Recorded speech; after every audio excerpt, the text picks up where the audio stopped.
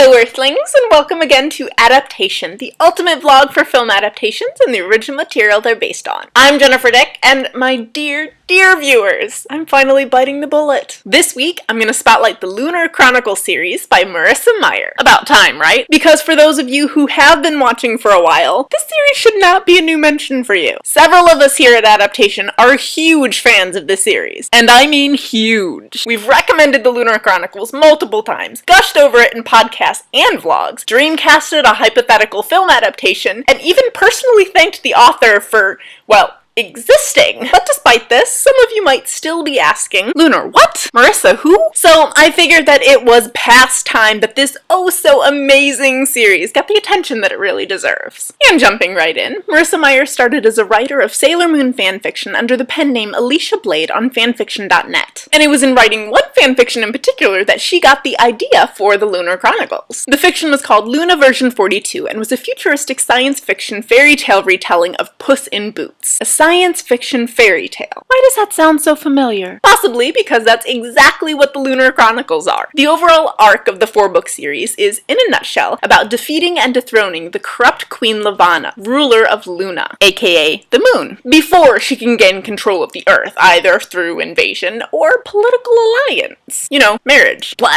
But on top of that, the individual plots of each of the 4 books mimics a well-known fairy tale. Shall I let you guess which ones? The first book, Cinder, introduces the main character of the series, who's a cyborg mechanic living in New Beijing with her adopted mother and 2 sisters. Evil mother-like figure, 2 sisters, Cinder. I wonder what fairy tale this follows. Scarlet is the second book, featuring a title character who lives with her grandmother on a farm in the French countryside. After her grandmother disappears, she befriends a mysterious street fighter named Wolf to try to get her back. Again, I should hope that the fairy tale in this book should be obvious from the description, if not from the title itself. Hint, in case you really couldn't tell, it's Little Red Riding Hood. The third book is called Crest, featuring a lunar computer whiz who's been imprisoned in an orbiting satellite from a young age. No doors, no windows, and her only visitor is her guardian, Mistress Sybil. Now this one might be a little bit harder to place, so I'll give you one more hint. Let's just say that satellites don't really come with hairdressers. And then we're back to the more obvious tie-ins with the 4th and last book, Winter, named after the most beautiful girl on Luna, who also just so happens to be the evil Queen Levana's stepdaughter.